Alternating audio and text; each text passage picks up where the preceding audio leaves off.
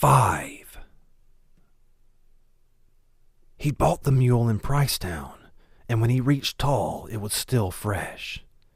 The sun had set an hour earlier, but the gunslinger had continued traveling, guided by the town glow in the sky, then by the uncannily clear notes of a honky-tonk piano playing Hey Jude. The road widened as it took on tributaries. Here and there were overhead spark lights, all of them long dead. The forests were long gone now, replaced by the monotonous flat prairie country. Endless, desolate fields gone to timothy and low shrubs. Eerie, deserted estates guarded by brooding, shadowed mansions where demons undeniably walked. Leering, empty shanties where the people had either moved on or had been moved along. An occasional dweller's hovel, given away by a single flickering point of light in the dark, or by a sullen, inbred clan fams toiling silently in the fields by day. Corn was the main crop, but there were beans and also some pokeberries. An occasional scrawny cow stared at him lumpishly from between peeled alder poles. Coaches had passed him 4 times, twice coming and twice going, nearly empty as they came up on him from behind and bypassed him and his mule, fuller as they headed back toward the forests of the north. Now and then a farmer passed with his feet up on the splashboard of his bucka, careful not to look at the man with the guns. It was ugly country. It had showered twice since he had left Pricetown, grudgingly both times. Even the timothy looked yellow and dispirited. Pass on by country. He had seen no sign of the man in black. Perhaps he had taken a coach. The road made a bend, and beyond it the gunslinger clucked the mule to a stop and looked down at Tull. It was at the floor of a circular bowl-shaped hollow, a shoddy jewel in a cheap setting. There were a number of lights, most of them clustered around the area of the music. There looked to be 4 streets, 3 running at right angles to the coach road, which was the main avenue of town. Perhaps there would be a cafe. He doubted it, but perhaps. He clucked at the mule. More houses sporadically lined the road now, most of them still deserted. He passed a tiny graveyard, with moldy, leaning wood slabs overgrown and choked by the rank devil grass. Perhaps 500 feet further on he passed a chewed sign which said, Tull. The paint was flaked almost to the point of illegibility. There was another further on, but the gunslinger was not able to read that one at all. A fool's chorus of half-stoned voices was rising in the final protracted lyric of Hey Jude as he entered the town proper. It was a dead sound, like the wind in the hollow of a rotted tree. Only the prosaic thump and pound of the honky-tonk piano saved him from seriously wondering if the man in black might not have raised ghosts to inhabit a deserted town. He smiled a little at the thought. There were people on the streets, but not many. 3 ladies wearing black slacks and identical high-collared blouses passed by on the opposite boardwalk, not looking at him with pointed curiosity. Their faces seemed to swim above their all but invisible bodies like pallid balls with eyes. A solemn old man with a straw hat perched firmly on top of his head watched him from the steps of a boarded-up mercantile store. A scrawny tailor with a late customer paused to watch him go by. He held up the lamp in his window for a better look. The gunslinger nodded. Neither the tailor nor his customer nodded back. He could feel their eyes resting heavily upon the low-slung holsters that lay against his hips. A young boy, perhaps 13, and a girl who might have been his sissa or his jilly child crossed the street a block up, pausing imperceptibly. Their footfalls raised little hanging clouds of dust. Here in the town most of the street side lamps worked, but they weren't electric. Their icing glass sides were cloudy with congealed oil. Some had been crashed out. There was a livery with a just hanging on look to it, probably depending on the coach line for its survival. 3 boys were crouched silently around a marble ring drawn in the dust to one side of the barn's gaping maw, smoking corn shuck cigarettes. They made long shadows in the yard. One had a scorpion's tail poked in the band of his hat. Another had a bloated left eye bulging sightlessly from its socket. The gunslinger led his mule past them and looked into the dim depths of the barn. One lamp glowed sunkenly. A shadow jumped and flickered as a gangling old man in bib overalls forked loose Timothy hay into the hayloft with big, grunting swipes of his fork. "Hey," the gunslinger called. The fork faltered, and the hostler looked around with yellow-tinged eyes. "Hey yourself." "I got a mule here." "Good for you." The gunslinger flicked a heavy, unevenly milled gold piece into the semi-dark. It rang on the old chaff-drift boards and glittered. The hostler came forward, bent, picked it up, squinted at the gunslinger. His eyes dropped to the gun belts and he nodded sourly. "How long you want to put him up?" "A night or 2, maybe longer." "I ain't got no change for gold." "Didn't ask for any." "Shoot up money," the hostler muttered. "What did you say?" "Nothing." The hostler caught the mule's bridle and led him inside. "Rub him down," the gunslinger called. "I expect to smell it on him when I come back. Hear me well." The old man did not turn. The gunslinger walked out to the boys crouched around the marble ring. They watched the entire exchange with contemptuous interest. "Long days and pleasant nights," the gunslinger offered conversationally. No answer. "You fellas live in town?" No answer, unless the scorpion's tail gave one. It seemed to nod. One of the boys removed a crazily tilted twist of corn shuck from his mouth, grasped the green cat's eye marble, and squirted it into the dirt circle. It struck a croaker and knocked it outside. He picked up the cat's eye and prepared to shoot again. "There a cafe in town?" the gunslinger asked. One of them looked up, the youngest. There was a huge cold sore at the corner of his mouth, but his eyes were both the same size and full of an innocence that wouldn't last long in this shithole. He looked at the gunslinger with hooded, brimming wonder that was touching and frightening. "Might get a burger at Sheb's." "That the honky-tonk?" The boy nodded. "Yar." The eyes of his mates had turned ugly and hostile. He would probably pay for having spoken up in kindness. The gunslinger touched the brim of his hat. "I'm grateful. It's good to know someone in this town is bright enough to talk." He walked past, mounted the boardwalk, and started down towards Sheb's, hearing the clear, contemptuous voice of one of the others, hardly more than a childish treble. "Weed eater? How long you been screwing your sister, Charlie? Weed eater?" Then the sound of a blow and a cry. There were 3 flaring kerosene lamps in front of Sheb's, one to each side, and one nailed above the drunk-hung bat-wing doors. The chorus of Hey Jude had petered out, and the piano was plinking some other ballad. Voices murmured like broken threads.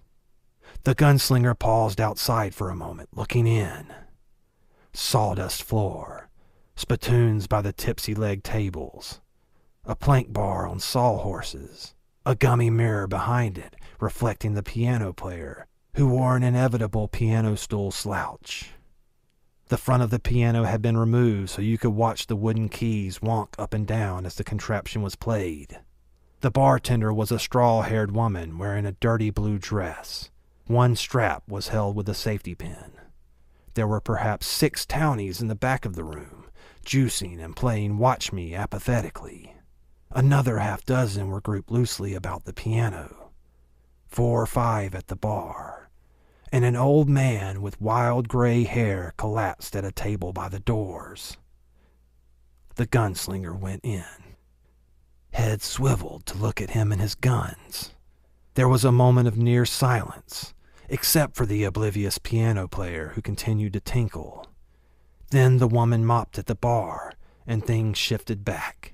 "Watch me," one of the players in the corner said, and matched 3 hearts with 4 spades, emptying his hand. The one with the heart swore, pushed over his stake, and the next hand was dealt. The gunslinger approached the woman at the bar. "You got meat?" he asked. Sure. She looked him in the eye, and she might have been pretty when she started out, but the world had moved on since then. Now her face was lumpy, and there a livid scar went corkscrewing across her forehead. She had powdered it heavily, and the powder called attention to what it had been meant to camouflage. Clean beef, threaded stock. It's dear, though. Threaded stock, my ass, the gunslinger thought. What you got in your cooler came from something with 3 eyes, 6 legs, or both. That's my guess, Lady Sigh. I want 3 burgers and a beer. Would it please you? Again, that subtle shift in tone. 3 hamburgers. Mouths watered and tongues licked at saliva with slowed lust. 3 hamburgers. Had anyone here ever seen anyone eat 3 hamburgers at a go? That would do you $5. Do you kin box? Dollars? She nodded, so she was probably saying bucks. That was his guess, anyway. That with the beer, he asked, smiling a little, or is the beer extra? She didn't return the smile. I'll throw in the suds. Once I see the color of your money, that is. The gunslinger put a gold piece on the bar, and every eye followed it. There was a smoldering charcoal cooker behind the bar and to the left of the mirror. The woman disappeared into a small room behind it and returned with meat on a paper. She scrimped out 3 patties and put them on the grill. The smell that arose was maddening. The gunslinger stood with stolid indifference, only peripherally aware of the faltering piano, the slowing of the card game, the sidelong glances of the barflies. The man was half up behind him when the gunslinger saw him in the mirror. The man was almost completely bald, and his hand was wrapped around the haft of a gigantic hunting knife that was looped onto his belt like a holster. "Go sit down," the gunslinger said. "Do yourself a favor, Cully." The man stopped. His upper lip lifted unconsciously, like a dog's, and there was a moment of silence. Then he went back to his table, and the atmosphere shifted back again. Beer came in a cracked glass schooner. I ain't got no change for gold, the woman said truculently. Don't expect any. She nodded angrily, as if this show of wealth, even at her benefit, incensed her. But she took his gold, and a moment later the hamburgers came on a cloudy plate, still red around the edges. "Do you have salt?" She gave it to him in a little crock she took from under the bar, white lumps he'd have to crumble with his fingers. "Bread?" No bread. He knew she was lying, but he also knew why, and didn't push it. The bald man was staring at him with sea-nosed eyes, his hands clenching and unclenching on the splintered and gouged surface of his table. His nostrils flared with pulsating regularity, scooping up the smell of the meat. That, at least, was free. The gunslinger began to eat steadily, not seeming to taste, merely chopping the meat apart and forking it into his mouth, trying not to think of what the cow this had come from must have looked like. Threaded stock, she had said. Yes, quite likely. And pigs would dance the Kamala in the light of the peddler's moon. He was almost through, ready to call for another beer and roll a smoke, when the hand fell on his shoulder. He suddenly became aware that the room had once more gone silent, and he tasted tension in the air. He turned around and stared into the face of the man who had been asleep by the door when he entered. It was a terrible face. The odor of the devil grass was a rank miasma. The eyes were damned, the staring, glaring eyes of one who sees but does not see. Eyes ever turned inward to the sterile hell of dreams beyond control. Dreams unleashed, risen out of the stinking swamps of the unconscious. The woman behind the bar made a small moaning sound.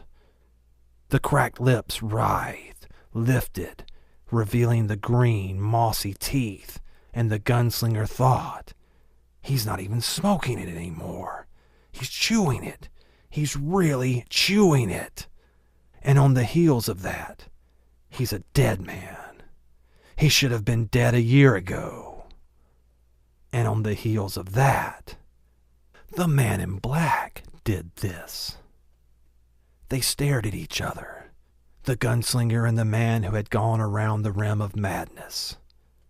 He spoke, and the gunslinger, dumbfounded, heard himself addressed in the high speech of Gilead. The gold for a favor, Gunslinger, Si. Just one? For a pretty? The high speech. For a moment his mind refused to track it. It had been years, God, centuries, millenniums. There was no more high speech. He was the last gunslinger. The others were all numbed. He reached into his breast pocket and produced a gold piece. The split, scabbed, gangrenous hand reached for it, fondled it, held it up to reflect the greasy glare of the kerosene lamps. It threw off its proud civilized glow, golden, reddish, bloody. Ah! An inarticulate sound of pleasure. The old man did a weaving turn and began moving back to his table, holding the coin at eye level, turning it, flashing it. The room was emptying rapidly, the batwing shuttling madly back and forth. The piano player closed the lid of his instrument with a bang and exited after the others in long comic opera strides. Shib! The woman screamed after him, her voice an odd mixture of fear and shrewishness. Shib, you come back here, goddammit! Was that a name the gunslinger had heard before? He thought yes, but there was no time to reflect upon it now, or to cast his mind back. The old man, meanwhile, had gone back to his table. He spun the gold piece on the gouged wood, and the dead-alive eyes followed it with empty fascination. He spun it a second time, a third, and his eyelids drooped. The fourth time, and his head settled to the wood before the coin stopped. There, she said softly, furiously. You've driven out my trade. Are you satisfied? They'll be back, the gunslinger said. Not tonight, they won't. Who is he? He gestured at the weed eater. Go fuck yourself, Si. I have to know, the gunslinger said patiently. He talked to you funny, she said. Norton never talked like that in his life. I'm looking for a man. You would know him. She stared at him, the anger dying. It was replaced with speculation, then with a high, wet gleam he had seen before. The rickety building ticked thoughtfully to itself. A dog barked brayingly far away. The gunslinger waited. She saw his knowledge, and the gleam was replaced by hopelessness, by a dumb need that had no mouth. I guess maybe you know my price, she said. I got an itch I used to be able to take care of, but now I can't. He looked at her steadily. The scar would not show in the dark. Her body was lean enough so the desert and grit and grind hadn't been able to sag everything. And she'd once been pretty, maybe even beautiful. Not that it mattered. It would not have mattered if the grave beetles had nested in the arid blackness of her womb. It had all been written. Somewhere, some hand had put it all down in Ka's book. Her hands came up to her face, and there was still some juice left in her, enough to weep. Don't look.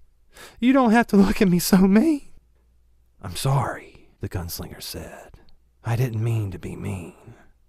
None of you mean it, she cried at him. Close the place up and put out the lights. She wept, hands at her face. He was glad she had her hands at her face. Not because of the scar, but because it gave her back her maidenhood, if not her maidenhead. The pin that held the strap of her dress glittered in the greasy light. Will he steal anything? I'll put him out if he will. No, she whispered. Nort don't steal. Then put out the lights. She would not remove her hands until she was behind him, and she doused the lamps one by one, turning down the wicks and breathing the flames into extinction. Then she took his hand in the dark, and it was warm. She led him upstairs. There was no light to hide their act. 6. He made cigarettes in the dark, then lit them and passed one to her. The room held her scent, fresh lilac, pathetic. The smell of the desert had overlaid it. He realized he was afraid of the desert ahead. His name is Nort, she said. No harshness had been worn out of her voice. Just Nort. He died. The gunslinger waited. He was touched by God. The gunslinger said, I have never seen him. He was here ever since I can remember. Nort, I mean, not God. She laughed jaggedly into the dark. He had a honey wagon for a while. Started to drink. Started to smell the grass. Then to smoke it. The kids started to follow him around and sick their dogs on him. He wore old green pants that stank. Do you understand? Yes. He started to chew it. At the last, he just sat in there and didn't eat anything. He might have been a king in his mind. The children might have been his jesters, and the dogs his princes. Yes. He died right in front of this place, she said. Came clumping down the boardwalk. His boots wouldn't wear out. They were engineer boots he found in the old train yard, with the children and dogs behind him. He looked like wire clothes hangers all wrapped and twirled together. You could see all the lights of hell in his eyes, but he was grinning, just like the grins the children carve into their sharp roots and pumpkins come reap. You could smell the dirt and the rot and the weed. It was running down from the corners of his mouth like green blood. I think he meant to come in and listen to Sheb play the piano. And right in front, he stopped and cocked his head, and I thought he heard a coach, although there was none due. Then he puked, and it was black and full of blood. It went right through that grin like sewer water through a grate. The stink was enough to make you want to run mad. He raised up his arms and just threw over. That was all. He died in his own vomit with that grin on his face. A nice story. Oh, yes, thank ye, Si. This be a nice place. She was trembling beside him. Outside, the wind kept up its steady whine, and somewhere far away a door was banging, like a sound heard in a dream. Mice ran in the walls. The gunslinger thought in the back of his mind that it was probably the only place in town prosperous enough to support mice. He put a hand on her belly, and she started violently, then relaxed. The man in black, he said. You have to have it, don't you? You couldn't just throw me a fuck and go to sleep. I have to have it. All right, I'll tell you. She grasped his hand in both of hers and told him.